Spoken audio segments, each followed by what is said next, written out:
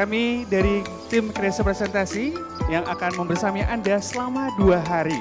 Mari kita sambut pemateri utama kita, Mas Doni Firmansyah. Applause buat beliau. Selain nanti kita akan belajar bagaimana menyusun materi presentasi dengan format infografis, kita juga akan mempraktekkan cara untuk menyusun materinya.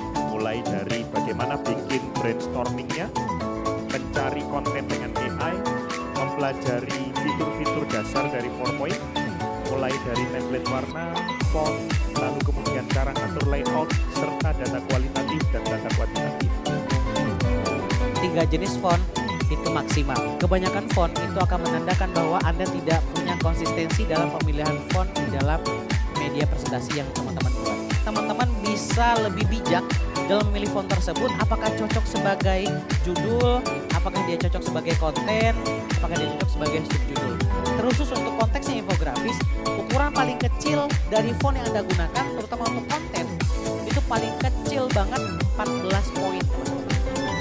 Bagaimana cara untuk mendapatkan konten dengan AI, mulai dari what, why, dan how, dan nanti kita bisa praktekkan bareng-bareng. Untuk menentukan template warnanya Inalum, Anda harus pilih nih, dari 3 warna tersebut, warna apa yang biasanya dominan? Biru. Kalau biru berarti Anda pilih template warna office yang biru.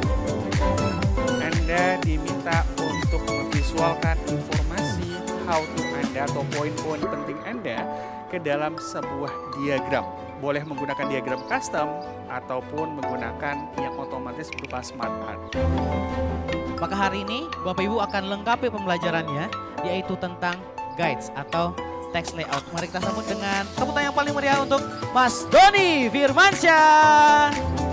Nah, guides ini akan membantu kita untuk menyusun konten presentasi. Kolom itu untuk menempatkan teks sehingga orang membaca, 1, jauh lebih cepat, 2, kontennya dianggap tidak terlalu banyak.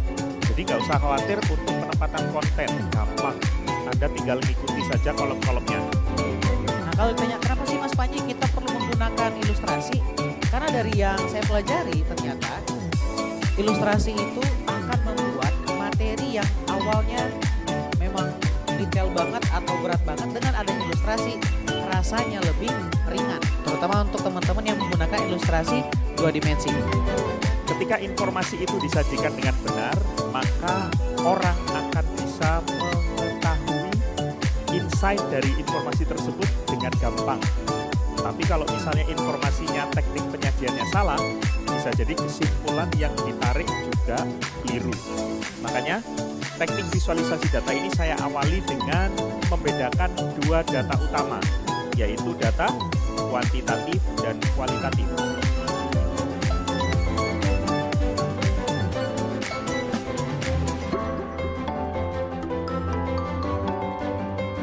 Rekan-rekan semuanya, kalau kita menambahkan gambar di belakangnya slide itu kadang-kadang bisa distraksi dengan teks ya.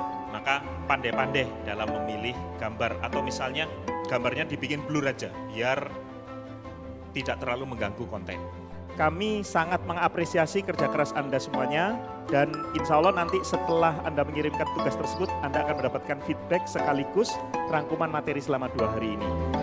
Terima kasih buat kreasi presentasi, tentunya dengan mentor-mentor yang luar biasa ya. Jujur aku juga sangat tertarik ya dengan mentor-mentornya, karena kita dibuat tidak bosan dan tidak jenuh ya. Banyak sekali hal yang nggak aku mengerti, tapi ketika dipaparin tips-tips dan trik-triknya kita jadi paham.